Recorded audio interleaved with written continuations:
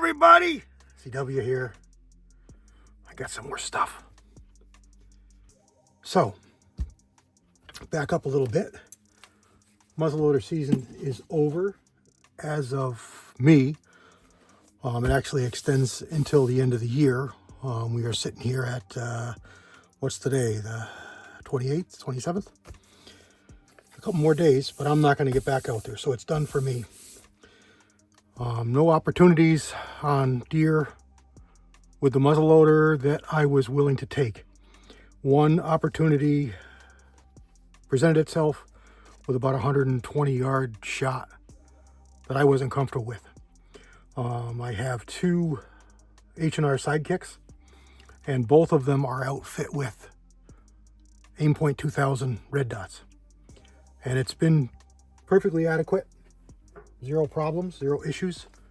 Here's the one I was out with this year. That scope is off the other one. I've already taken it off in anticipation of what I'm about to talk to you about. I am going to switch to optics, variable optics. Now this is it says it's an LPVO, low power variable optic, but it's actually an MPVO. This is the 3-9 with the MX1 reticle. Illuminated red and green. Very similar to the 2-10s that I've shown you a couple times before that I like so much. Same exact profile. The difference is these are, well, not half price, but considerably less expensive. Come with lifetime guarantee, come with all the same doodads. They come with the same cantilever style set of rings down in the box. Come with flip up covers on both ends. Nice clear optics. I really like them a lot. I just went with this just to save a few dollars. Again, 3-9 by 30 millimeter tube. It says a 30 millimeter objective, but they're measuring the glass. And it's fully coated, fully waterproof, shockproof, and fogproof. As I said, illuminated red and green. Green and red. No parallax setting, but it's a hunting scope. Low turrets. You know, nice tactical low turrets, tactile. I already got a scuff in it. Again, comes with flip covers. I really like everything about it. I don't use the ocular end. But there we go. This is going to go on this one here that I just showed you that I was hunting with this year. As soon as I get rings, I got to get rings in. These are 30 millimeter. These are 1 inch. So I just got to get rings in. So they haven't come in yet. Kind of surprised. They should have been in today, but they didn't make it. So that's that. No reason to show you a whole lot more. It's identical to what I've already shown you from the Banshee line. Can't recommend them enough. Awesome product. They had a special on this. Just a nothing special red dot. I'm sorry. Light. Nothing special light. FDE green. Too cheap to say no. Clamp on. It's got a push button on the back. And it's got a corded button if you want to put that on it. Comes with some Velcro. Comes with a tool. You got to watch their clearance stuff. I can't even tell you the price. You wouldn't believe me if I did. So nice light to have. Rudimentary, simple, but sometimes that's all you need on a, goes bump in the night house gun, or maybe a shotgun or something that doesn't see, stake your life on it, tactical use. You can throw it on that and have a light illumination. This one here is another 2000. It's off the other muzzleloader. This is going to go on a contender barrel. I really like these. This is the rifle version. The pistol version, it doesn't have this extension back here. The sight stops there. So you put both your rings up here. But this is the rifle version. Dot goes in here.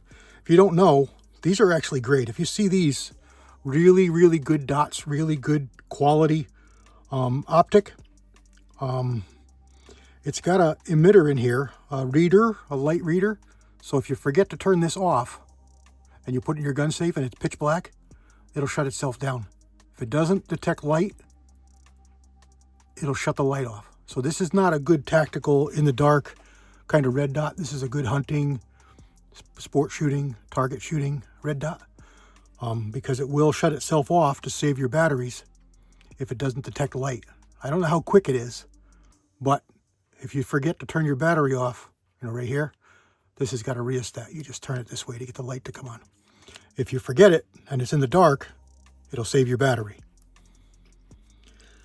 And like I said, even if you have astigmatism, this is good quality optics, no parallax issues, good stuff. Anything aim point, even old 2000s, 1000s. This is getting old. This is getting 30, almost 40 years old. But if you see them and you get them for a good price, don't be afraid of them. Especially good on a rifle. They're a little bit longer tube. Really, really good stuff. This is another one that I took off. I took this off a contender. This is an Adco. Good little dot. Good little dot. Pretty good quality dot, even with astigmatism. But it's going to go in the box for another day. And then lastly, I got some flip-up covers that I want to put on a couple of my scopes, mostly for the contenders. This is a Monstrum, which is a lot like Vortex. I think Vortex. And this one here, I think, is going on. This is the Simmons 2.5 to 7 pistol scope. I pulled this off the Harriet, 30 Harriet, because I wanted to put that Leopold 2X on there, just because I thought this was suspect. Not that it's a problem. I thought it might be. So I wanted to test it. So I put it on there. And so rubber, flip up, nice. Works really good, relatively quiet, pretty inexpensive, pretty good stuff. So that's that one. I got 2 1-inchers to put on, and then I got this one here. This is the 1 1/4 to 4 Tasco.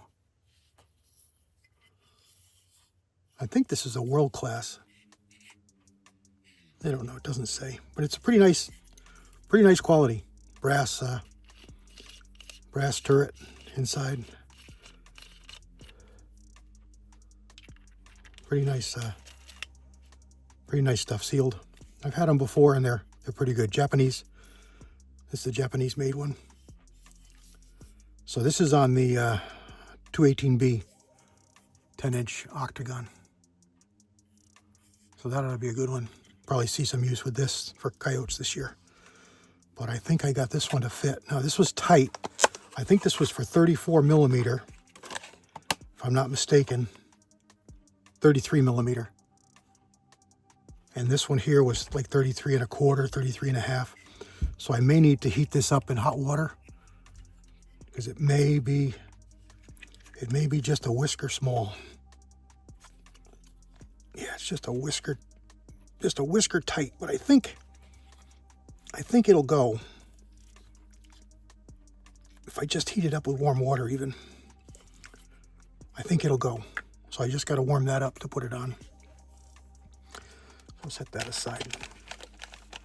I'm sure I can get that to go. And then I got 2 1-inchers for my Burris and the Leopold. And these are simple. These go right on, no problem. Fit really well. Nice and tight. Nice. do the job very well. There's a chart you can get from Butler Creek. You measure your objective, and then you measure the, you read the chart to get the number corresponding to what fits. And I like these on the objective end just to keep dust and debris out when they're sitting up in the case. There you go. This is the new 3X Burris. I just got new to me. I swapped out for the 3X Tasco just because I was suspect. This was printing commas. The gun was shooting commas. In other words, touching, but it would make little hoops at 50 yards. So I wanted to make sure it wasn't me, and it was not the optic rather, and it was only me. So I picked this up for a good cost. Burris is really good stuff. So I wanted to see if this made a difference. Not for power, obviously it's the same 3 power, but I wanted to try it out. Not worried about having the extra optic because there's a couple of more contender barrels that I'd like to pick up. So I'll need optics for them when I get them. So I'm keeping an eye out for a 41 Magnum. And I would like to play with a 6.5 JDJ, maybe a 6mm JDJ would be cool. Remember, I got all those light 6mm bullets. I don't know, I got like 6 boxes over there. Partials, 60, 75, 75, 70, and 80 grains. I could shoot them in the other rifles, but I don't shoot light bullets with them. So if I had a 6mm JDJ, or not JDJ, Oolade TCU, 6mm TCU, 14-inch TCU would be real nice to play with. So it's a long shot to find one. They're not very common, but it would be nice if I spotted one. That price was realistic. I would grab it. So there we go. Just a quick update. A couple of nice lens covers and a new optic 3-9 to put on the muzzleloader. Really, guys, if you're looking for a low power variable, these will do it all. I've got one on a 450 Bushmaster. I've got one on my 358 Winchester. Shot a deer with it this year. Worked awesome. And I've got a first focal plane version that I don't know what's going to go on. I had it on the blackout and I changed it. Not because anything wrong with the scope. I just wanted more power. Trying to shoot Hasbro's 300 blackout, and it just wasn't enough power. Oh, I've got one on the hammer too. I got one on the hammer too. 2.5, 2 to 10.